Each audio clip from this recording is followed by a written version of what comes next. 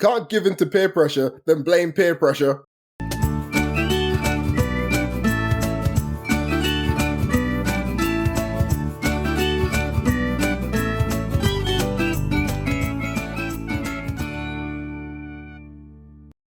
And that's that. Is that technically true? I don't know. You said it. I know. When did I say it? Like, we were playing the game Valheim. You and I think Kestis gave in to peer pressure somehow in the game. Oh yeah. Yeah, I remember. And there we are. There we are. I was about to say, surely I said it in a. I'm pretty sure I said it, but I said it in a context which wasn't real life. It was in Minecraft. It's fine. Also, Valheim. I still don't know why you say Valheim. Apart from just because you know it's not Valheim. I don't know. Like, I'm gonna guess that one of these days a Nordic person is gonna be like, actually pronouncing it right for everyone. Pronounce it wrong. But no, it's not that. It's actually Valheim the entire time. Yeah, because I've played God of War. There are similar words, including that same name, and it's pronounced.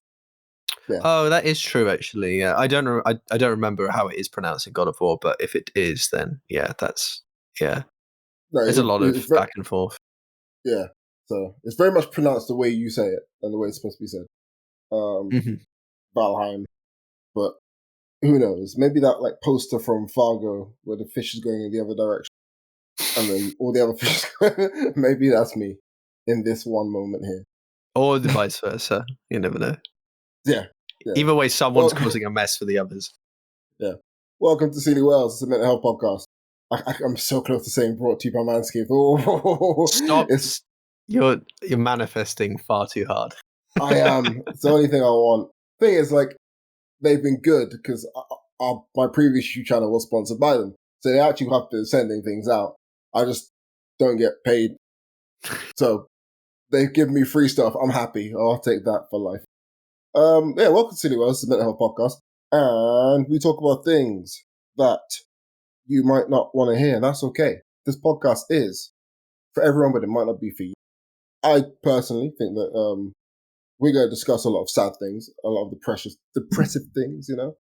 And I think if you're not in the mood for that, which is A-okay, like, I mean A-okay, it's okay to turn on another podcast, to turn on a good song.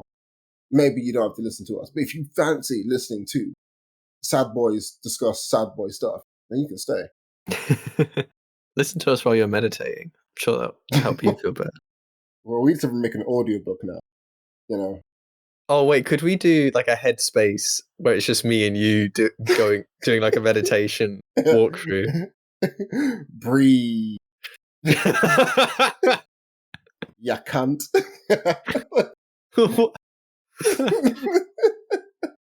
Just, yeah. Find your center if you can be bothered. Find your center, I can't. Yeah. But have a look for it. Yeah. You know, I think Bush did 9/11. Breathe. Breathe. I'm going to let you hang for this one. Like, I'm just going to let you hang on these things now. I'm not even going to try, like, get in the way. I want everything you say to sound as sincere as possible, because I will not say anything about it. I've decided that's how it's going to work now. What, for anything? Everything. Like, everything where I know you're not being sincere, I'm just going to act as if it is. Yeah, but that's the thing. Like, there'll be a compilation of, like, you know, all the sus things I've said in the show. And I guarantee your one will probably be longer than mine. I'm going to say it now. I feel like... Oh, but mine's going to be real. The one I have is going to be real. The one I have is going to be real. The ones you have are going to be ludicrous and very not true. Do you remember the clip of, like, Linus Tech Tips discussing the hard R? No. I'm not going to lie to you, no. Cool. So Linus was like, honest, I think it was Linus or someone who with him or whatever, was like, oh, I can't say it, like, the hard R, and, like, so I can't actually say the word, and everyone's really confused, because, like, it has no context at all to what they were discussing before. And he was like, yeah, I can't, like, he was like, pretty, like, you know, I'm not going to say the word, guys. Turns out he meant retarded, but he describes it as the hard R. So it got everyone like on their toes, waiting to be like, "What are you trying to do here?" But he just meant that, and I was like, "Oh, that's all." I felt like he had to have been doing it on purpose, But but he I wasn't. I thought that was for some. That is a hard R for some people, isn't it? Am I wrong? No, I genuinely don't have another thought of what that could be in my head. Like, no, like because you say a word with like with nigger, but you say it with a yeah. hard R, right? So he clearly thought that. Oh, I get what you mean. Yeah, we go. Okay, There we go. sorry. I like some people say like there's the like there's like the F word, but then there's the hard F word or like the Yeah, bad F word. That's what I yeah. thought So yeah, he yeah. meant. So, so everybody thought he meant like that, the Right. racial slur, and it was like, why? But no, he just meant that. Yeah, he meant that. He meant how I thought he meant it, which was like because it's at the beginning of the word. It's the hard R's and it's a hard word. I get you though. I now I understand. Now I understand it from the other word and the use of the hard R there. That Yeah. now it makes sense. That's Maybe it was hilarious. me. Maybe it was me describing it badly, but I don't know. Like that sounds like that's how he described it, and there was just confusion across the board yeah, because yeah, it's a black and blue and white and gold situation. Like you just get what you want from it. Like. but yeah. Am I missing anything from the usual things we said in the beginning of the show? I don't think I am. No, I think I just covered it No, fairly I think we're smoothly. good now. Yeah. Do you want to? Shall I start? Or should you start? Should we go? I'm gonna start. Football's back. Premier League is back. Right. Yeah, like it's good. It's good. Like Arsenal won their first game. They beat Wolverhampton Wolverers. Wolverers. Jesus Christ. Wolverines, yeah. Yeah. I can't even speak English anymore. Anyway, we beat Wolverhampton 2-0. It was a really fun game to watch. There's a peacefulness in being able to sit down with food and watch a game of football. I've been able to do that like 3 or 4 times this week. So it's felt good. Felt really, really good. Everything's shit aside from that. But the key thing we take away from this is football's back. Arsenal winning 2-0. And it was really good to see like familiar faces back in the Premier League, okay? If you're not a football fan, just try and hop along for the ride, okay? 38-year-old Jamie Vardy, he's like he had the whole story. He came from non-league football when he was like 24 years old, worked his way up the league, prolific goal scorer, ends up like in the Premier League and winning the Premier League with Leicester City. And Leicester City, for people who don't know anything about football, were like predicted to be relegated that season. They won the league instead. And he was like the main guy. And he was like a world-class striker for like the best part of 5 years in the Premier League. Jesus Christ. He gets relegated with Leicester. He's like 36, 37. He's like, yep, he's probably going to retire next season. He ends up scoring like damn near 20 goals in the championship, gets him promoted back up as champions, and then scores in the first game of the season to equalise against Tottenham at 38 years old. He has not lost his pace. He's an absolute shithouse of a human being as well. He loves a Red Bull and vodka. Like, it's just a perfect story, Why do okay? you know that? Why? Why? Because he says it. Like, that's how he used to get himself ready for games. Like, he's such a, like, if anyone, do you know how people say, oh, I'm like a common man? Like how Nigel Farage fucking lies about this shit, right? No, no, Sure. no. Yeah. If Jamie Vardy, like, runs as a politician, he'd be more sincere than any politician alive. Because he would be like, yep, here's my Red Bull. Like, ready to go. Like, it's there, It's His wife, maybe not as much, but he's good and sincere. wow. Contra. But what is the social media like for footballers? Because that's not something I'm kind of like. Sometimes when if I was watching YouTube, I would get an ad where they've had like this is like a part of an interview or something with some sports people.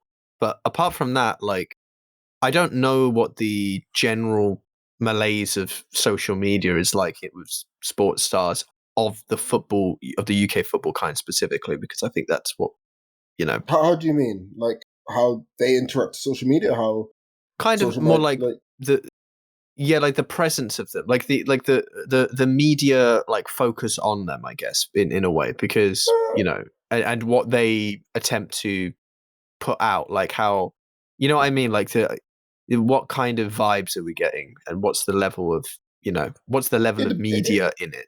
it depends on the football. Like with the world superstars like Ronaldo and Messi, things are very heavily curated. Like Ronaldo's whole branding done by social media is one of the most followed, if not the most followed person Mhm. on a few social media platforms. So he's like heavily curated. Everything's pristine. Same with Messi as well. Like you don't really get messy videos. Mhm. Um, Other footballers are very professional of how they do it. They're like a team to like put out only specific information, like, "Hey guys, I'm playing in this game." Other footballers they control it themselves, and you can tell because they pick like videos of the dog and they post it, or like, videos of them hanging out with another teammate and they post. And there's Mhm. others who literally just have fun with it, and like a Neil Maupay, who I think I mentioned a few episodes back, actually, the captain shithouse of the Premier League. He's now been demoted to Lance Corporal shithouse because Jamie Vardy's back. Um, he has fun in social media, like has digs at players, makes jokes about himself. He has fun with it. Other players do, but I think the key for these players is that they don't interact with it in the receiving sense all that much. So they Right. know when to like put their phone down. They know when to, most of them anyway, know how to like leave a conversation. Like if they reply back to fans, it's something that will shut the fan up for the rest of the year. Like it's like it'll be like, oh, this football fan says, my team is rubbish. Well, here's me scoring against your team a week later. Ha ha ha ha. Like things like that. But that's a dime in a dozen because they know how they have to put the phone down because like it's a really stressful life because you have millions of people hoping that you succeed and hoping that you fail every single day. Yeah, So I feel yeah, like their general their day to day actually requires them to not be on their phone quite often. So yeah, compared to most people, they probably actually get quite a decent amount of healthy time away from their phone. yeah, they do. Because like, especially because you are a brand if you want to be a brand, like as a Sure. sports. Yeah. So like, you might be towards the tail end of your career and you're more thinking about just staying in football. But there's guys who are thinking about becoming a brand, so they're working and trying to get on TV shows and be a pundit there, or be an analyst here, or like if they could like create something using social media. Like a few footballers have clothing brands or have their own podcast now. John Obi Mikel, who played for Chelsea, has a podcast. Like a lot of these guys are on Talk Sport, spouting absolute rubbish. But if I think there are yeah, too many podcasts. I think I think we need to do a Hunger Game of podcasts, and I think that like the last million podcasts win. We know how quick we die so early. We No, die they won't. so early. You think If not? we You did- think we think if we're going the if distance? if all the podcast hosts in like ever are there, you think that we're gonna be the ones to go first? Oh no, well, okay, but there's so many that if you get rid of half of all podcast things, I feel like we're just gonna get random luck of the draw. We're dead. So as of 2024, there's over 5 million podcasts available worldwide, with I more than mean, 70 million episodes between them. Now, this is what I'm going to say, okay? If you take 5 million podcasts, okay, and you say, hey, all the hosts of the podcast, you're all going to fight. And it doesn't have to be both of you. It can be just one of you, but it has to be one of you. So let's say that like the Rooster Teeth podcast is still going on. They have to choose 6 core people, okay? And that's going to be the Rooster Teeth team. okay, I, like, and me and you are there, and like Joe Rogan is there as well. I think we make it to the last 2 million. okay. You think we're Or top even 40%? yeah, I personally, I think we're going to push it to like the last million. Why? Straight away, I'm running head first. I'm not going to play defensive, and neither are you. Okay, this is what's going to happen. All right, we're going to get stationed with like philosophy podcasts or like near wrestling podcasts. Okay, okay, What? okay. Wait, do we get situated by genre? So we're Yeah, near the mental health podcast yeah, area. but we're Okay. also like a few minutes walk away where politics is. So like we're gonna just roll up to Ben Shapiro, deck him first, but make sure everyone else sees us do it. So then like Trevor Noah's podcast, they go, hey, We like these guys. Hey, You know, yeah. you know. I would ally with Trevor Noah Yeah, so quickly. Jordan Klepper goes, yep, cool. He's cool. You know, all of the like left leaning podcasts can be on our side. Cool. Straight away, we just make friends. They just took out Ben Shapiro, like straight away. And we take Nice. out Matt Walsh. We take out Jordan Peterson. Oh, these guys are crazy. And then we just look at Rogan and we just go, we just nod at him as he goes one way, we go the other. You know. It is occurring to me now that the actual podcast selection after this is going to be fucking awful if you think about it. It's going to be a lot of meatheads, and it's going to be it's going to be a lot of people willing to just do dirty, which is like. I'll tell you this right here, right now. Who's going to win it? And okay. People would disagree. But if you're going to sit there and tell me that Alistair Campbell and Rory Stewart are winning the whole thing. I knew you were going to mention them. I knew you were going to say them. I knew you were going to say that. You know what's going to happen? They're going to be like, yo, Silly Wales, you can survive and work with us. And they're going to say that to 15 million podcasts. And they'll be like, we win without even fighting. But if you wanted to, we can kill them all. What happens? Okay, I'm not going to get down to it. But okay. Like I will sell out if they go, you can be on the cabinet of podcasts. Like we need 1 million good podcasts still left, and you can be one of the 1 million. Or we'll get like everyone here to kill you. You trying to say we're forming a podcast government, and we need? Okay, right. So there's like how many seats? 50,000 seats? 5,000 seats? I think they will look to collect the best 1 million podcasts and let everyone else die. Oh, 1 million. Okay, we're cutting it by 80%. Yeah, I think that they go, look, we have a plan to just let everybody else die. We want the best 1 million. And I think that we are like charming enough, and they've heard us. They heard what we did to Ben Shapiro and Jordan Peterson on them lot. Okay, they were like, yeah, we need these guys in. That's how we make it to the 1 million. Well, if anyone agrees with what we're saying, make sure you donate to us and get us sent packages while we're in the Hunger Games. That's a thing, right? Yeah. Just sponsor us. That's it. Sponsor us, and then we'll survive the Hunger Games podcast. They're gonna say things like, "Oh, Jocko Willink will win." No, he won't. He won't win because everyone will know Jocko Willink is the guy that is probably gonna win. So they'll just rock up to him and be like, "Yeah, we have to take you out, man. No hard feelings, bang." Who the fuck is Jocko Willink? What is this? He's like a former Navy SEAL and has like the Willink podcast. He's like one of them guys. Oh, okay. Similar to David Goggins, I think, like, and how like he is. I don't think David Goggins has an actual podcast. If David Goggins had a podcast, I think similar thing with him though. I think he gets taken out fairly quick because everyone look at him and go, "Yeah." Wouldn't he just outrun the majority of people? Wouldn't he just never I don't think people would catch up to him. Is the problem? That's true. That is true. But yeah, I'm actually surprised David Goggins has another podcast. Anyway, we're getting so off track, like completely off track. But no, this is very on track here. Like, okay, yeah, Andrew Huberman's dying pretty quickly too, isn't he? Like, he has all the information. Kidnap, kidnap until we have no use for him. Like, all of the big podcasts might die really quickly. Oh, I can believe a lot of them will. Yeah. Most of the ones I listen to will die very quickly. What? Why? Because they're just not. I just know their general health and demeanor. Like, I think, to be fair, I think some of them might be able to, what would you call it? Like metagame it well enough that they could probably get past a little bit, but I don't know if they'll survive to the end. I think it might get too brutal, and some of their legs will just give out. Yeah, I'm looking for my podcast now, and I personally think that the big podcast what will survive will be Bill Burr. That's me.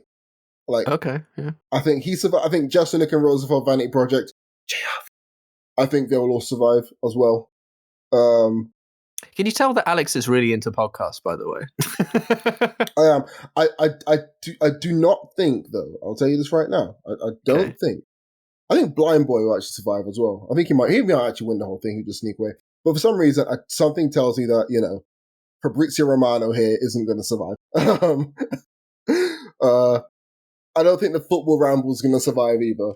I think that they'll for similar reasons that you gave regarding your podcast, which I imagine are more D&D based or things along those Actually, lines. it wasn't the D&D ones I was thinking of, but now I'm thinking of the D&D stuff, and I mean, some of them are all right, but some of them aren't. But there's quite a lot of them.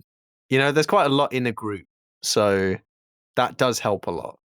If you Yeah, choose the best ones, especially from it, then yeah, got a 6'4" guy. I think we need to do like a tier list of podcasts, but we pick like the top 100 and then Oh, see that's who so wins. broad. That's so subjective. I mean, that's tier lists, I guess, but still. No, but it's the top 100 from like from Apple's like rankings or whatever. It's not Oh, our I rank. get. Yeah. I get you. Like we just go through the top 100 and decide. But I don't know Yeah. fucking any of them. That's the thing. You will know most of them, I imagine, but I'm not going to know majority of them. Yeah. If they're done by a comedian, I've probably heard of it. I'll listen to it enough to know the general gist of it, so I can never I listen to might it again. know. I probably know one, but I'll possibly know two. Like that's literally the limit. Okay, but Anyway, yeah, this is called procrastination, by the way, where that's we're nervous great about getting podcasting. we're nervous about getting around to talking about something, so we're just deflecting. Um. So yeah, did you any more or? No, I just like it's just more of a like we tick over, we go again, and I'm looking forward to like just actually I'm not looking forward to anything. Who am I kidding? Yeah, I'm just like time is passing. I Yeah, feel like I that's it. don't ask you enough, like because you said like you slipped in like the rest of the week wasn't good, but I didn't. But and sometimes I can get away with you not saying it, but I almost want to know if for everything that you're willing to talk about, like It's just like when you deal with depression, things aren't always great, and there's not many like positive outlooks or outlets or things like that as well. So like little things happening can build up and cause an effect. So like it could be something as simple as like you're playing football, but you barely touch the ball, and like even though your contribution was equal, you don't feel like you were involved, or like things like awkward social situations and things like that. Like a lot of those things build up, and I think they hold firmer. They hold and last longer for me than they would maybe somebody else. It's not like I have a vengeful feeling or like anything like that. It's just more like, oh, this is a sad moment. I'm going to keep that sad moment rather than completely moving on from it. So then by the end of the week, your back hurts because you're carrying loads of like somewhat negative feelings or ideas, yeah. and you never really deal with them because again they hold longer than normal. You Oh know? yeah, no, the burden's real. It's just I notice obviously that when with the way that we talk about our stuff, I tend to talk more abstractly about my experiences, but you don't tend to do so as much.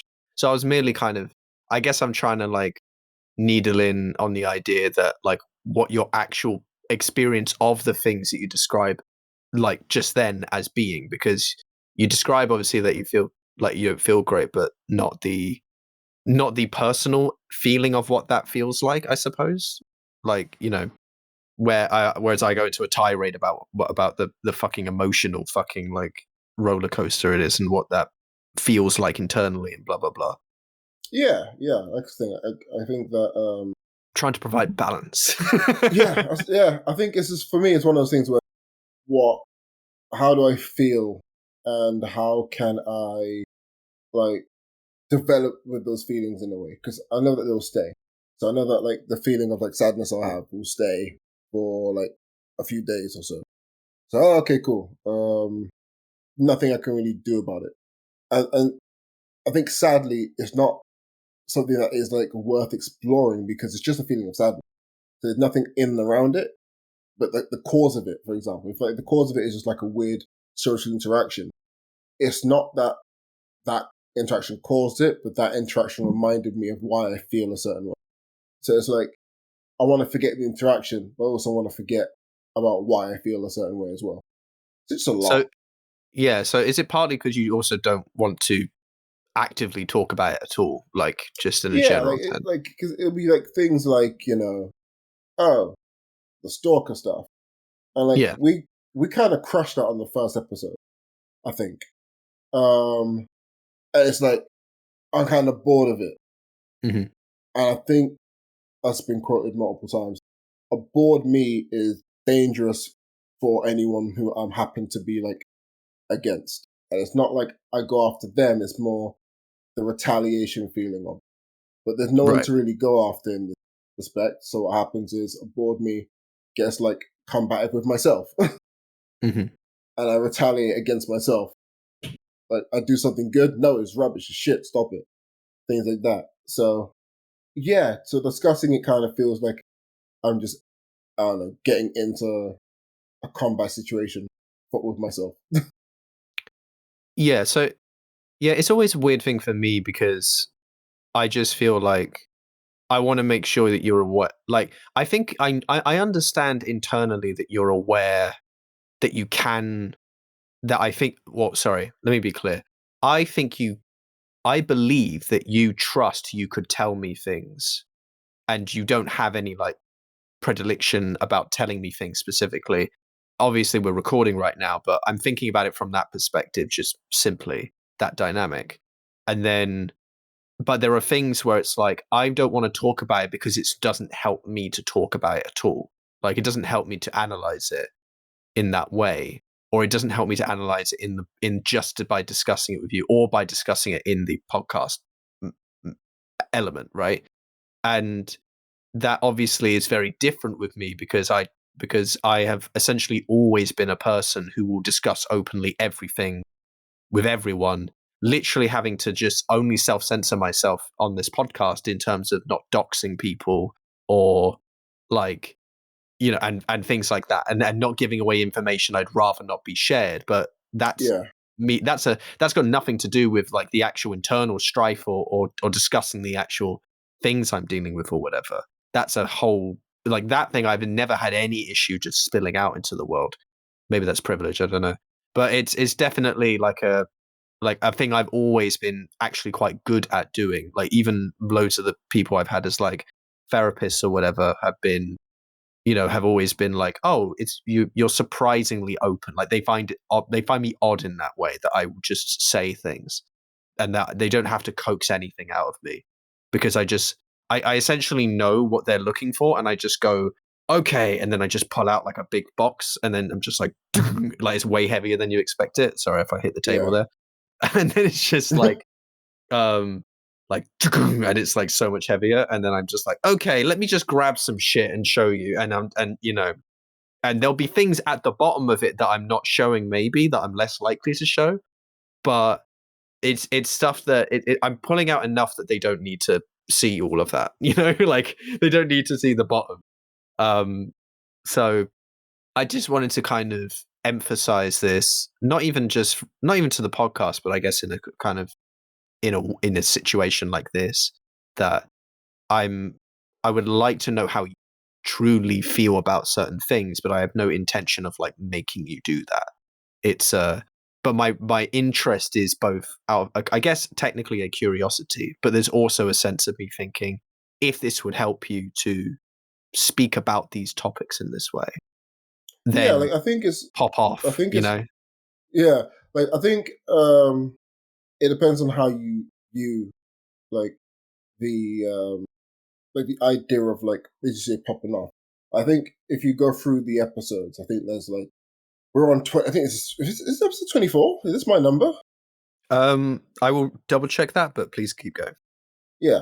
Like there's always like a good 2 minute rant about something fairly innocuous.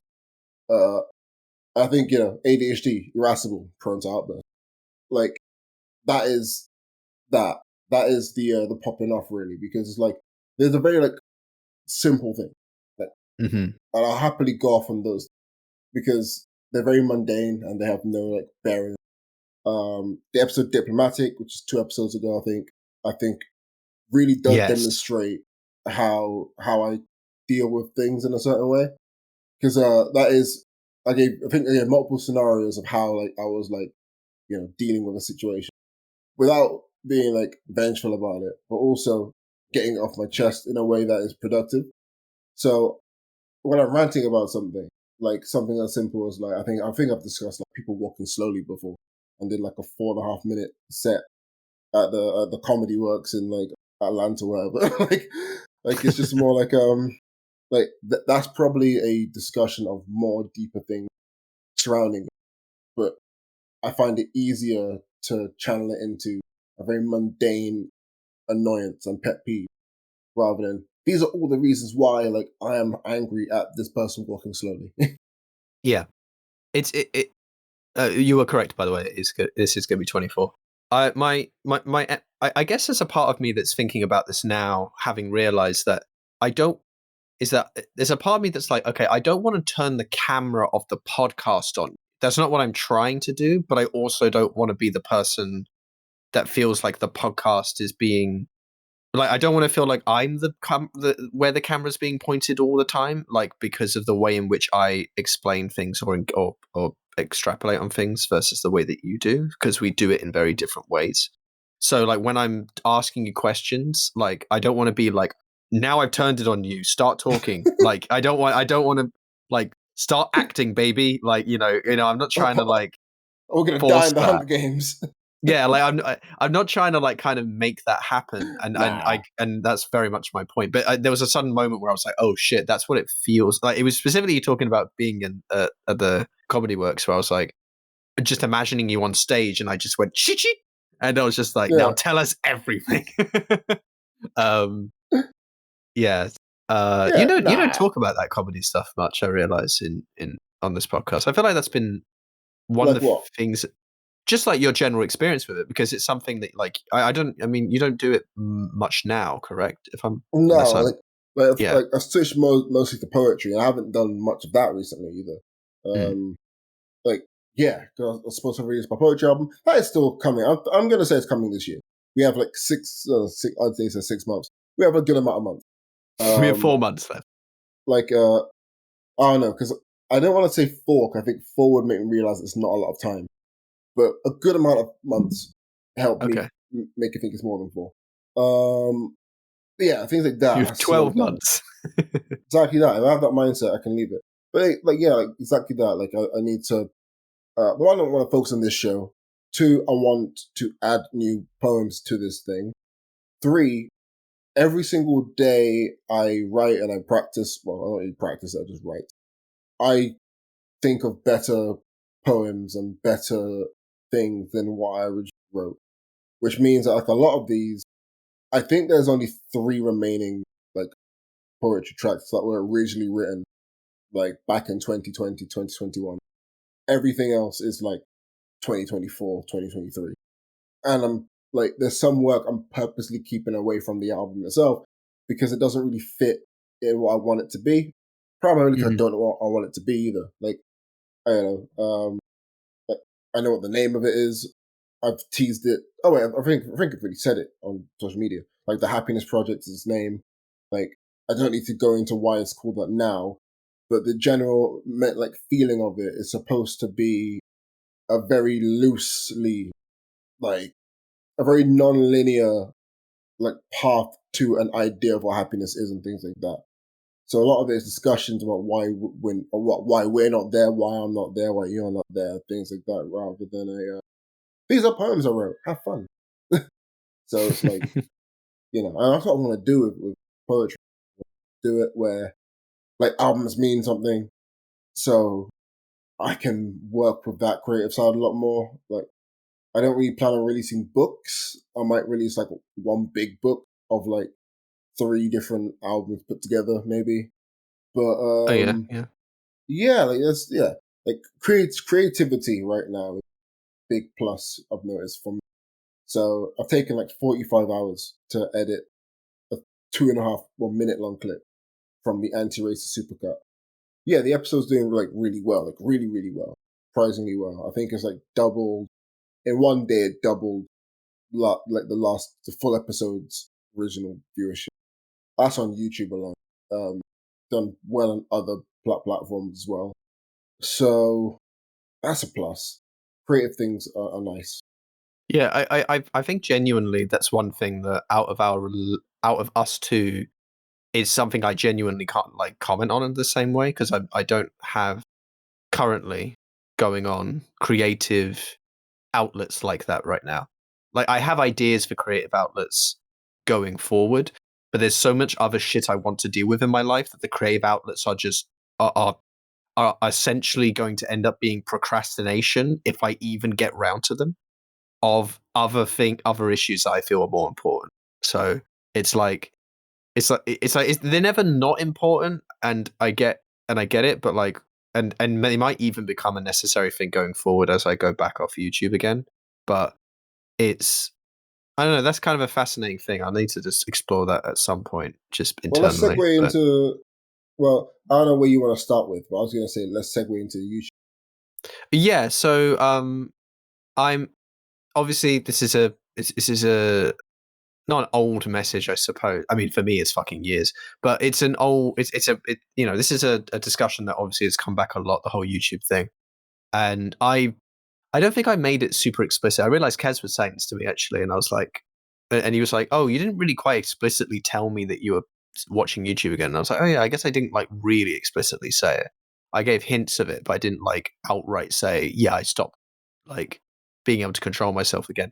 It's one of those weird things that like, and again, this is also affected by the fact that a few weeks ago, so I want to say a few weeks. I think it might be like 5 weeks ago now. It was like some time before I went on holiday. Um, I had like a big uplift in my mood. If I don't even remember what episode it was I spoke about it, but there will be an episode where it's clear. And I and I, I've said this phrase before, but like when things are going well, everything feels easy. And in many ways, the YouTube then wasn't as big an issue at the time because I just felt better. But that's a complicated thing to kind of start to grasp. But one of the problems that comes with like sort of addictive stuff, especially, is that if you like, as long as you're just getting by enough, you can feel like sort of okay with what you're doing. Like you can feel okay with continuing in that space. Um, but the problem is that and in the end result of it is far it the end result of what that ends up looking like is you're still stuck in the same cycle and you're still causing your own crises and issues through it. It's the self-defense mechanism that there is and it will in theory be is still overly stagnating to your person and so on. So it's not worth engaging with. Now, as an explanation of why I'm even mentioning all of this, because, why now in particular? Well, I very recently had like the week that we not are in, but last week, which has no recording of the podcast, despite the fact that I was very adamant that we'd be back on track. Was a Hey, fairness, particularly we weren't off track. We weren't off track because an episode did go up. So yeah, but again, it doesn't. But like the recording, like when having done this now, like even outside of it from like what's being put out to the public and what they hear. Like if we didn't have the um what do you call it, the supercar, then the time between episode 23 and episode 24 would be very large. Like it would be big. I think it'll only be like 2 weeks. I think. Yeah, it would have Yeah. missed a week, right? And even outside of that, it's still an aspect of creating a routine, or the idea of like having an active creative expression through the podcast or whatever. Even just the idea of chatting about my emotions and stuff. This is in some ways it is in some ways therapeutic.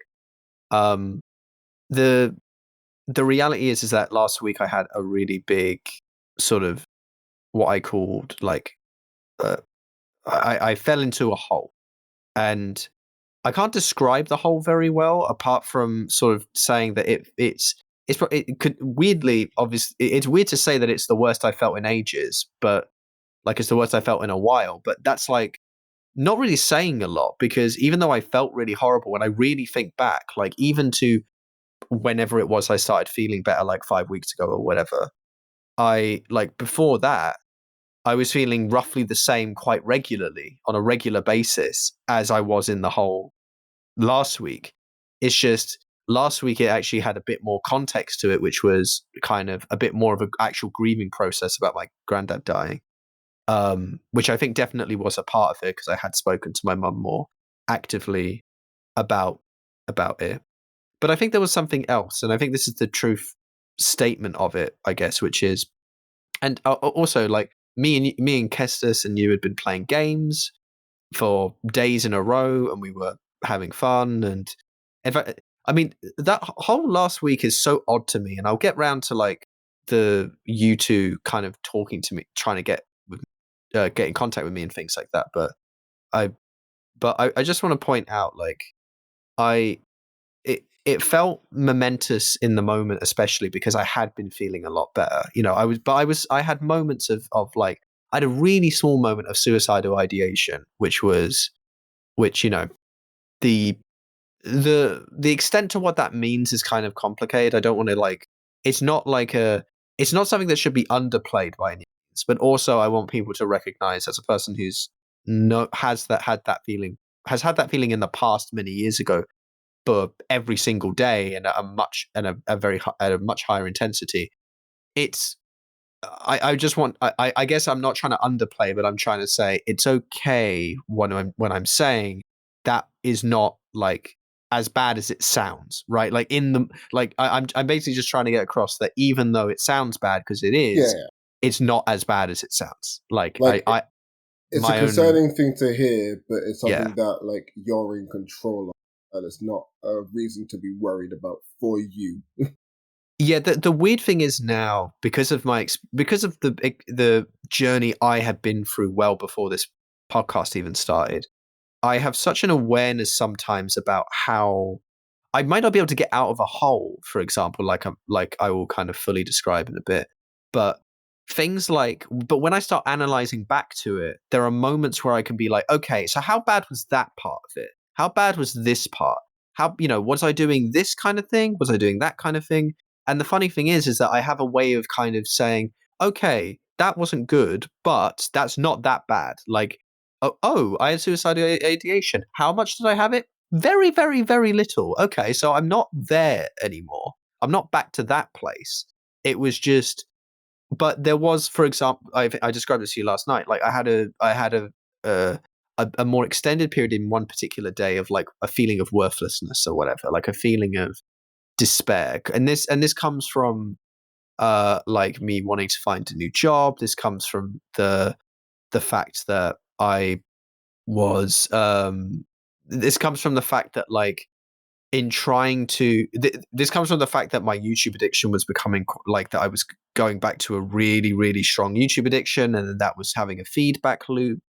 The fact that the fact that I'm also wanting to expand in some other ways, and I was letting myself down there, whether it just be like, you know, cooking and looking after myself a bit more, or doing a bit more exercise or whatever.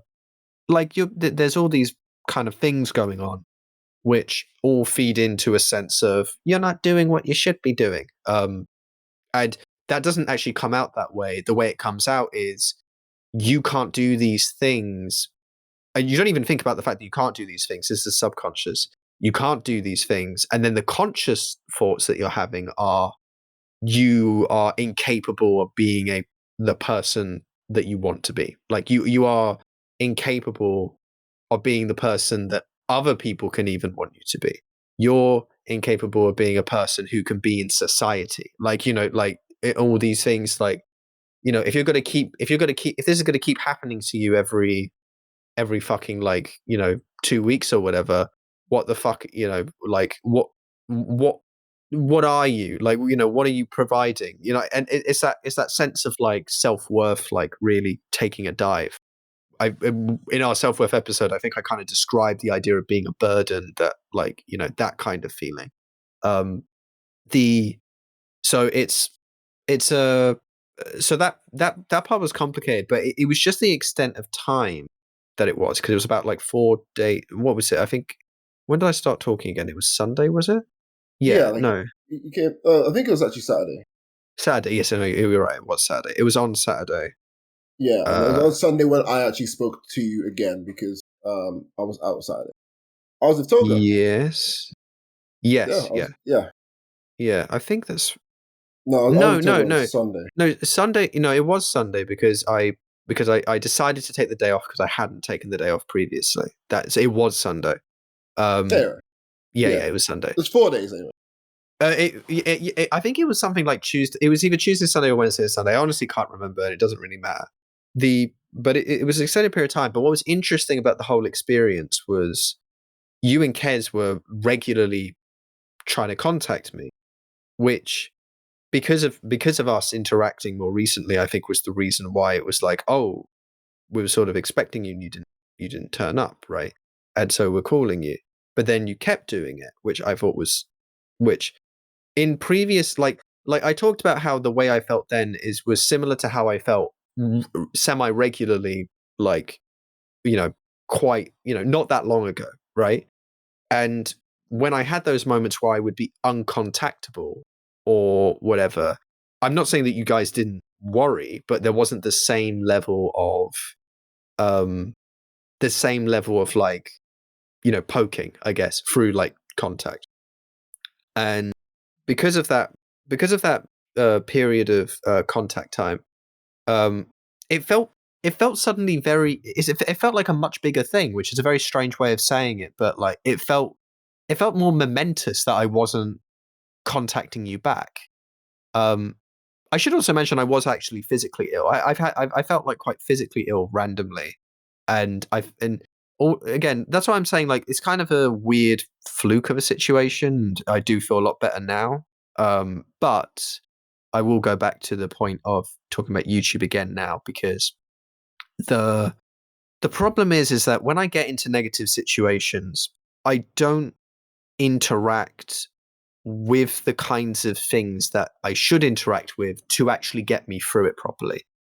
Both a mixture, for example, if you describe any of the things I describe and you'll see why that's true. If it was physical illness, for example, yeah, there's nothing wrong with like necessarily just kind of like not interacting with people, not wanting to interact with people or whatever. But for example, like Kez isn't that far away. Like if I started feeling really, really bad, then if Kez knew about it, then Kez might be able to interact with me in other ways, like related to that, whether it be like, coming by to say hi, or whether it be like to bring me something or whatever. Like in theory that could happen, right? I'm not saying Yeah, I'm not saying that's how it would play out, but let's just, let's go with the idea of let's go with the options that could produce the best outcome. In terms of like in terms of social, um, in terms of like grieving, for example, like, is it benefited for me to completely isolate myself from the people around me? And I should be clear, grieving is different for different people. But for me, grieving isn't a particularly like I should be isolated experience, or I don't think it is. Because the times in my life where I've grieved the most is at a funeral. Like as in and like where it's the most effective because I'm in a social situation around others. Or like when my grandparents died when I was at home and I would have my family around them. I've always found grieving to actually like for a death for a loved one who's died. I was about to say for a dead one, which is not quite the phrase, but still technically works. For a dead loved one or whatever. The grieving in that sense, I've always actually found quite enjoyable because it's very cathartic, and very much not like depression. For those who are wondering, it's nothing like depression, in my opinion, at least personally. Depression feels like a kind of a void and lack of and stagnation, and like grieving or any sort of like cathartic expression of sadness is like having like it your emotions flow from out of you. It's like literal change is happening and expression is occurring. So there's a very different like it is an emotional release, whereas with depression it's like an emotional buildup consistently. But it's an emotional buildup that's like a small pressure that also deflates itself. Like you can't like it's such an awkward way to just try and describe these things, but like I don't know how to do it very well. But that's very different feeling. Um And so, even weirdly, I feel better about the whole experience now, and I don't think I'll grieve in the same way at this point. But it doesn't help me to do what I did, which was close off so much. Yeah, which And is a thing that you do often, isn't it? yeah, it's the avoidant thing, right? But but it's easy to be avoidant when you have something to turn to, right? Like you can't just be avoidant in the sense of just run away. You have to run away to something. There has to be something you're going towards. Because if I ran out into a field, right, that's kind of a weird. The analogy is getting weird here, but just imagine for the sake of it, I was like, I'm feeling sad, and I'm just not going to interact, right? If I didn't have my phone and I didn't have the things that I was like relying upon, like to self-medicate in the way that I do, what would I do? Like it would be like I know what I've done in the past when I haven't relied on those things is I've called Kestis and wanted to go see him. I've always like tried to see if I could go see him that night, or like I might try and call you or call mum or something like that. Like, there are situations in the past where that has happened, and I've been like, I need to call someone. I didn't do that, and in fact, what did I do? I ignored your calls, or after the first day where I was just actually ill, and then not feeling great the second day, but then it's unclear whether that's physical illness or otherwise. And then after that, it's not physical illness, like it's mental block, and it's like, okay, this is getting away from me. But the only reason it can get away from me is because I actively have a way of not really processing specifically, but a way of like kind of, numbing the pain. Like, which, how many times have you heard numbing the pain to mean like to it when we're talking about like these kind of more mental health situations? Like, there's so many examples of where that is truly like where there's unforeseen consequences as a result of that down the road. Obviously, I understand the idea of numbing the pain to have reason. Painkillers aren't bad in and of themselves, but the idea, and that's the point. YouTube is not a bad thing. I want to keep. Maybe I haven't made this clear enough. YouTube is not a bad thing in like in not insistently. I mean, like, innately. Innately, it's not innately bad. It's bad Can for you me. do You people a know. favor and myself a favor? Can Yeah, you sure. actually, because the only way I think people would know what you're talking about is if they listen to people. Can you describe your YouTube addiction and what it Okay. actually is? Okay. I don't think describing it is that difficult, in the sense that I don't. It says that if I said like I have a YouTube addiction, the only thing you have to know is I obviously the statistics of it is would I watch it a lot, and it tends to, the kind, that moment that you probably most people have, where you you're scrolling on a feed for too long, and then you realize you pass way too much time, and you also realize that reading the news is making you a bit sad. Well, imagine if you were watching YouTube, but then you did it for 8 hours in a row or more, like on a day when you decided that when you woke up in the morning you wanted to do something productive that day. And imagine if every moment, like, imagine if it reached the point as well where it was like, okay, I've gotten off my laptop where I was watching a YouTube video, and now because I need to go to the toilet because I have to, and so what does that mean? That means I have to get my phone, I have to put the YouTube video I was watching or a different one on, then have my headphones in, and then go in and then do that, and then come back to what I was doing for the next however long many hours. Not eating properly, not drinking properly. This has been years and years and years. I mean, it didn't start when I was when I was first when I first had depression, but it's probably, I mean, at this point, it's like 16 years old, I guess, at this point. Like the not the extent, because obviously YouTube, like, being available to me in the same way has not been as much, but YouTube addiction definitely has. um I don't know how to explain it more beyond that. I suppose apart from just saying, like, imagine someone, being on YouTube for like over 70 hours a week, and just imagine how much that affects the general running of their life, right? And think about how that affects, like, your capacity to sort of get other shit done. And it truly, when I say like it's an avoidant thing, it's like, yeah, it's the place I sequester to. It's my comfort blanket, but it's my comfort blanket that has its benefits in terms of it being something that gives me, that can make me feel not as bad. It can kind of make, and again, this is all about like avoiding the voices in your head kind of deal.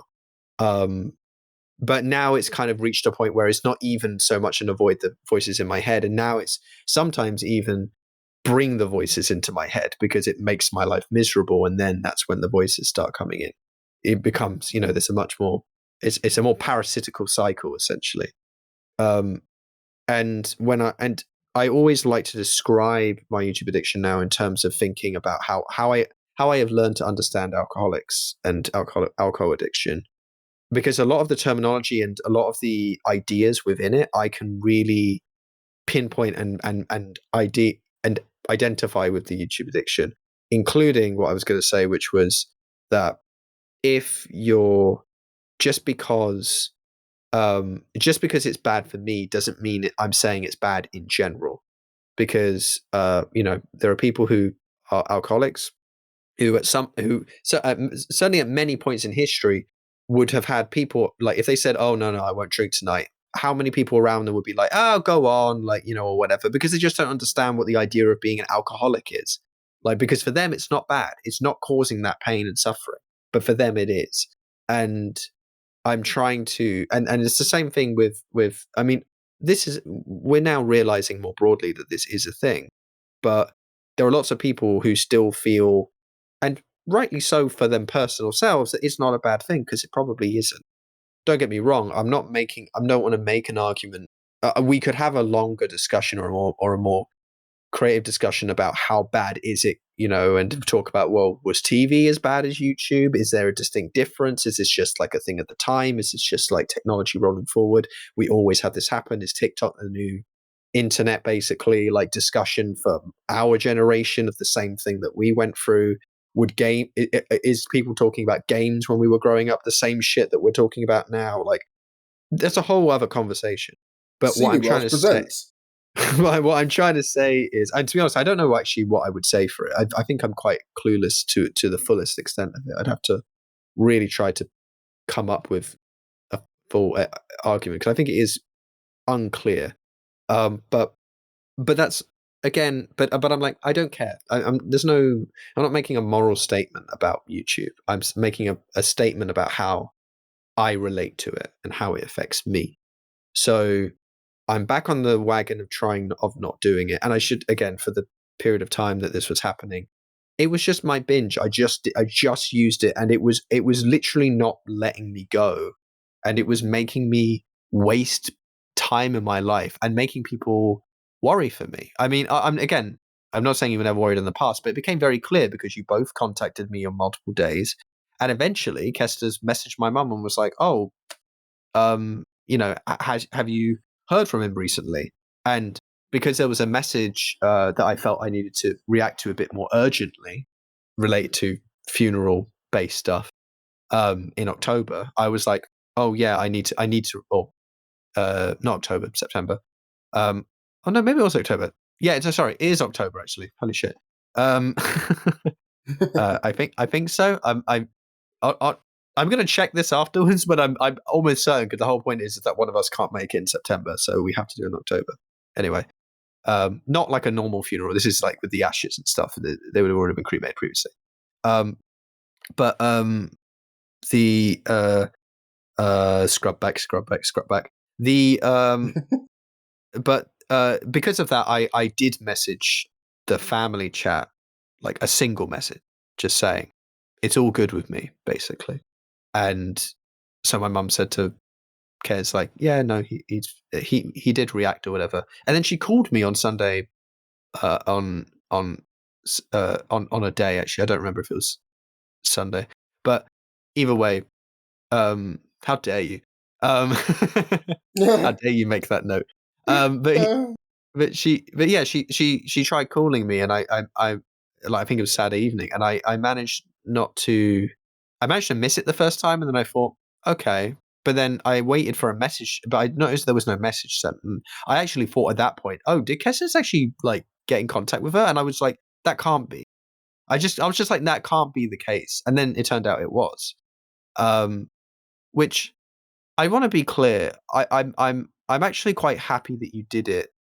Like that there was this combined effort, because not because I want the attention or I liked it really, but I because I think it did help jostle me at some points to be a bit more like, okay, this is going to be like, I've now built up in my mind that I've done something wrong, and so now this is going to feel, it's going to be hard to convince myself to like message you back and be like, oh, sorry guys, but like I even like, but then I thought to my, but then I managed, because I'm in generally a better mood, like, because I have been feeling a lot better recently, I was actually able to kind of cut that off slightly and go, well, they have been calling you. They have just been wanting to like know how you are and things like that. They know, like Alex and Kez both know that this is a thing, and they know who you are, and they understand. They're not going to be,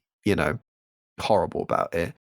And Yeah, something I made myself do, which I don't know, I genuinely don't know, but I never apologized, even though like, and I made myself not do that because I realize how much I apologize for things generically that I realize I shouldn't. This isn't necessarily a situation which I'm saying I shouldn't, but I said, you know what, I think I need to work on that, because I think I need to recognize that I'm apologizing for things on a case, like very often when there's nothing to apologize for. And sort of just like a part of the whole me trying to like, um, better myself in general, like this just kind of like occurred to me. And it's things like that. That's the kind of self-analysis that is what makes me better, like feel better mentally and as a person, right? It's quite a strong, it's really the way I have managed to get to where I am, like that level of impersonal, um, sort of, like impersonal kind of like analysis of myself without, with no judgment, essentially. Like that's not a good thing, but I don't like, but like it's uh, how can I say something is a bad thing but not judge? What I mean is that there's no emotional judgment, right? There's no like, oh, I now feel bad as a result of it. Like those moments where I manage to feel like I'm thinking rationally or whatever, which obviously is not possible for me to determine. So talking about it with you guys and in general is a necessary step in that process. But that feeling that I have is one of the ways in which I truly get to kind of decompress a lot of that, and that I truly get to kind of map out to myself what it is I want to change. And more importantly, I should say, I don't want to change in that I just want to change who I am as a person. What I want to do is I want to deal with the things that are obviously bothering me. That's kind of the right way of saying it. But what that ends up being is that ends up changing me in the process, because these things are, I've said this before, think like habits or just things that affect you become who you are. You are this person now. So changing who you are isn't me changing my personality. It's not changing like some core identity element. It's me going, this is something this is an external thing to you, and you have internalized it. Do you want to internalize that anymore? No. Okay. So how do we deal with that? And obviously, I've never been as eloquent as that with myself. And I've never been able to. And there are many, many years where I was making progress without really any sort of control over it. It was chaotic, fucking chaotic. But like, if you feel like, if you're listening to what I'm saying and you're like, this sounds very like you know what you're doing, understand that this is me in my best moment explaining something that I have tried doing for years and still haven't really succeeded at. Like, like I don't have like a way to like and in part because ultimately it takes time. There's so much of the experience of this has nothing to do with even how you do it, It's the time that you take in doing it. Which is a somewhat element of effort, which unfortunately is something that a poor mental health ends up sapping from you is effort. I think that's one of the that's why I like to think of it in this very parasitical way, because it's not just that it exists, it's the fact that it works to make it harder for you to deal with it. As long as you keep living, it's all good, right? But you can still feel that way.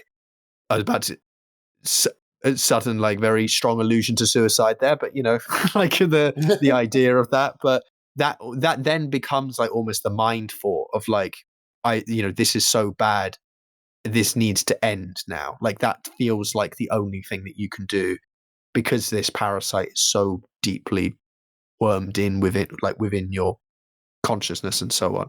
Not recommending it, just I want to point out that that's literally that literally makes sense within that idea, within the analogy. So yeah, it's I don't know if I have a lot more I think that maybe I'll come back to this at some point and have more to kind of glean from it in particular. And I'd be curious to hear what people actually have to say on on the matter. We have an email, which I don't. Is it just called the Silly Whales at Gmail? Is that what it's called? It's called Silly Whales Pod, P-O-D. Silly Whales Pod, yeah. Silly Whales Pod at gmail.com. Yeah, so if there's anything you want to send there, go for it. I'd like to hear, but including all of Alex's controversial takes about football. But this is one of those interesting cases where I'm in such a good place. Ultimately, in big picture talk, I am in a very good place. But I also know that the place I'm at is kind of has weak foundations in terms of, as shown by this kind of fall, where I don't have any problem with having a bad day once in a while or having a bad week. It's the way that I kept staying in that bad week, and I know that I could have gotten out of it much quicker and much more comfortably and much more organically if I didn't have these habits and behaviors I have to that prop myself up with these methods of escapism from my own life, let alone the quote unquote problems I have, which then causes more problems I think than I initially had. It's the problem of avoidant personality that something might scare you, but just because something scares you doesn't mean that where you're running away to is better than where you were or where you were running to initially, or where you were when you got scared. Because there's lots of things that scare you that in reality aren't that scary. But regardless, you go back to a shitty place, and you're not scared of that because there's nothing new there. It's stagnant. It's old. It's bad. It's not fun, but it's not anything you have to worry about. It's comfortable. It's there. Yeah, that's the issue of avoidant personality, or the idea of avoidance in general, and you actually prevent yourself from growing in a way because you don't get to experience the fear and know what it's actually like, and then modulate accordingly. And it means that so many things that look the same but really aren't, you don't get to learn what the difference is, because every time you just ran away rather than experiencing each of them individually and making value judgments of them afterwards. So I really am curious what people have to, if people have any ideas on this, and this is probably, and this is definitely the worst I felt in a bit, and that I imagine that comes across with the way that I'm giving it this gravitas. I genuinely, I felt bad with the riots, with the the fucking neo-Nazis, but that was not an internal strife. That was a genuine, that was essentially a cathartic recognition. That was I'm sick of this and it's annoying me, but I'm glad. But me speaking about it feels like the right thing to do because it's bad. Versus, the speaking of it in my head that I experienced last week was not a good cathartic experience of anything. This is a more cathartic experience in this moment talking about it because I'm getting ideas off my chest and off my chest. Maybe some things I hadn't considered up until I started talking and then it just started to come out. So yeah, that's my piece for this particular episode. This was I didn't know how meaty it was going to be. It was decent. It wasn't overly meaty, but it was all right. Yeah. I had something in my head. Like I wanted to discuss it. Oh yeah, I'm an uncle. Funny. Yeah, I have. Hey, And it got me really sad. It actually got me being like, "Do you know what? Like, because like I'm very much a like I hate it because like I'm from a single family background, as they'll call it, but it's one of them Mhm. things where it's not been that has affected my life at all. People love to argue me back and forth and say that it has. It hasn't. You can't miss what you never had, especially that you can't miss what you've never had to yearn for either. So Mhm. I didn't grow up with that presence. I mean, I'm not ever missing that presence. But there are definitely like some periods where like I might see a father and son and go, like I wonder what that feels. But it's never a situation where like I wish I had that because I genuinely can't wish for something that I've never had any concept of experiencing. Yeah, So it's like there's a lot of people I love a good argument on because this always links back to people's insecurities being projected onto me. Like, oh, well, every boy needs a dad. Says who? Like, says who? you're a good dartboard. I think. I think people genuinely find you a good dartboard for that. I I don't know why, but people don't know what that do. means. As in, like the projecting onto you thing. I think people do it a lot, and for Yeah, some yeah, reason, I think you're something about you. I think just makes people want to, which I don't understand why. yeah. Because you've seen it. Yeah, I've seen Um, it a lot. I've seen it quite a few times. yeah. I think it's like I think it's a mixture. Like it seems to always happen when I am either doing something good in front of people or when I'm like quieter. Like people have to go, hey, I can have a dig at him because yeah, it's either You to just pull you me, attract the yeah, loud people. yeah. I think that's what it is. So it's like, Mm. and then it never really works out in their favor because I'm fairly non-compliant in it. I don't rise to it. I don't really. I'm kind of just a bit like, "Well, like, what are you doing, bro?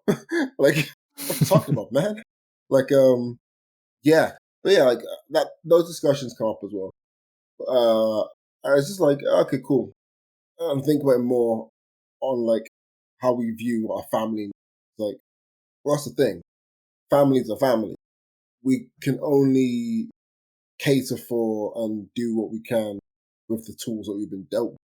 So if you want to make a point and be like, hey, you think that every family needs to have a dad and a mum, then you have to make that point with some conviction as more than just, but that's just the way it is, because that isn't how. And you also have to come in with like something beneficial to back it up, because nothing signifies that being the case, like needing two parents, aside from just a financial implication. That's all it is. It's not nothing to do with like single family parents or this and no. It's more just like quite simply put, give that family the same resources with as a two income family, and it's just as good and just as fine. Like parenting situations are down to parenting skill. A bad parent really raise a fairly bad child. A good parent really raise a fairly good child. But sometimes you just roll the dice. Yeah, she heads all. But yeah, so I was thinking about that. Like, yeah, brother to father, and so okay, look at that. Like, that's cool. And like, it'll be really weird because like that is a reality now in a way. And it's also I don't think that I'm going to be involved in this kid's life much anyway, just by proxy of distance and time. Mhm. But it's like you got to start thinking about yourself. Oh, what about kids for you? I'm like, I don't see that in my future. I think that's a lot. It's a hard sell, you know. It's a really hard sell. Yeah, to be fair, with the whole like being in a kid's life as well, that partly comes down to your brother, like like how much is he going to try and like get in contact with you and want you to come by and stuff. That's It's I mean, it's ac- from my it's point actually of view to the baby, it's more like that's how I'm viewing. Like, yeah. it's not even like what to do with my brother, more to do with me. Like, where would I get the time? I don't see myself making the time. Like, unless it's like a situation where it aligns perfect. Like, I don't see myself needing to go out of my way to see the child. If that makes sense. It sounds awful, but it's more just like I know they're there. Like, you know. I get you. It's I mean I'm an uncle of two, so it's and you know in I guess because I grew up with you've met some of the kids I grew up with. They're essentially my brothers and stuff like that. Like it's that were much younger.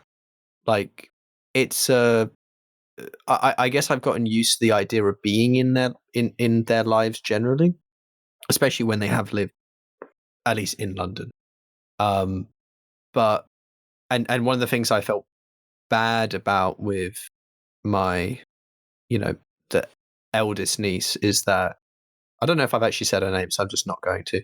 Um, is that is that I felt like I wish I could have been around more during certain parts of her life, both because I went to uni, like, I was away at uni for most of her life basically, but also just like making sure I came down more often. And when I was down, well, anytime I was down, at least, because to be fair, I was kind of broke, so I couldn't come down very often. But when I was down, like going to see them more and interacting with them more, because now I see her now, and I had time with her when I came back from holiday, and I specifically went there because I want to see her as well as my newest niece, um, the most recent bun that was cooked. Um, Jesus Christ. and I don't. I also fucked up the metaphor kind of, but you know what I mean, like because I'll bun in the oven thing. But yeah, um, she's very sweet, and very smart. So. Fuck. Jesus Christ. You just have to say this shit. But I went to see them both, but like I really wanted to speak to the eldest, and I actually had a really good time with her, and actually got to kind of chat about stuff that I wasn't necessarily expecting her to talk about with me, about her life and how she feels about certain things and everything. And because she's going to secondary school soon, this was her last year at primary, and it's like, and I was genuinely so happy with the conversation because it felt like she was so trusting of me, and I didn't have to ask about anything. She just gave it all to me, and I was like, great. Like I was so happy.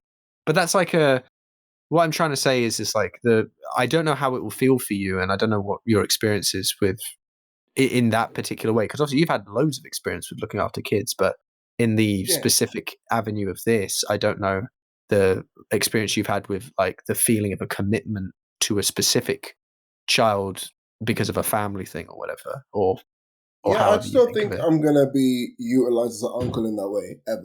Hmm. So I don't like. That's why I'm not like really worried or concerned about it in any way, shape, or form. So I know That's I'm fair. never gonna have to like I'll never have to look after this child. Like there's no pressure on me to see the thing, the thing. Like Yeah, I mean you like don't know them, so yeah. also what hit me more was this. When I'm 37, that kid will be 10. Like that's ridiculous to me. Hmm. And then I start to think about where everyone else will be when I'm 37. So I realized like a lot of people I play football with will be in their mid to late 40s. Like a lot of my friends who are older will be approaching approaching the 50s or I like always late like 40s. I always like to think about either 18 or the age I am now, like what that would mean, like how old I would be when they reach my age. Like my youngest niece is gonna be what I'm gonna be like 55 when she's my age. Like that's nuts. That's a lot. That's Yeah, that's old, Like we're way past. Like we've skipped past the 40s, and by the time she's 18, even I would be what, like 45. yeah, yeah, Like yeah. I'm gonna be close to my 50s. Like you know, I don't know what I could. I don't see myself. I don't see myself like I didn't see myself getting past the age 24 to be honest. So this is all borrowed time. yeah, Um, yeah, yeah. so like I can't imagine myself like age 30, let alone age 35, 40. I know, and it's Like, not going to feel like that when we're there either. Like that's just the reality of it. You're never going to feel like the age you've reached to. I think. yeah, like I Because just, I, yeah, I it just did. I baffles did me. literally. I did literally think like, oh shit! Like by the time I'm 40, okay, how many years have I got? And I'm like, 12 years. Like fuck me, that's a long time. That's a lot of years that Yeah, I've got a while away. And I know people talk about like how life is short. It's not. It's long as fuck. Like I get why people say it, but they're just wrong. Like especially if you're someone like me, or probably someone like us, because I think you're the same. Where it's just like where there's a certain agony to living that you feel where it's like this is a long process. Like I want to kind of get to points more so than be waiting around for as long as I am. Obviously I want to improve the quality of my life, etc., so that it doesn't, so that that feeling is actually shortened. Perspective and retrospective time and all of that nonsense. But anyway, that's the. But yeah, it's amazing when you start thinking about like what the age differences and things like that. yeah, but yeah, I don't know. I don't think I have anything else to say. Actually, I think I'm done. Yeah. Sorry, that just reminded me. The other thing I think about is I think about how long will it be until I was the same age that my mum had me, and how long will it be until I'm the same age to when my dad had me? And it's like, oh, so I've only got. So you're saying that if I have a kid in 3 years from now, I'll be the same as my mum. And it's like, okay, well, I guess either expect me to have a kid within the next 3 years or expect me to have a kid in the next 12 years. Like, because my dad was like 39 or whatever. So those are the two goalposts I've got to, I'm like, yeah, I mean, if I have a kid in between those, I'm happy, I'm fine, whatever, it's okay. But I can imagine other people where it's like, oh yeah, my mum had me when I was 23. God, what was I like when I was 23? Jesus. You know what I mean? Like that kind of process that I know people have had. So yeah, I'm done. I'm good. Yeah. Well, that all being said, we're gonna take 2 steps to the rear and get out of here. We're gonna win Survivor Game. We're in the win. See ya. Survivor Games. Didn't even say Hunger Games correctly. Oh, great! Yeah, I think I got the WWE event Survivor Series in my head. Oh, right. We're gonna win Hunger Games. Yeah, there we go. Fix it. Fuck you guys. Oh, I love you so much. Love you. I have to go all the way back up to stop recording. There we go. Back up. Toga! Oh, wait.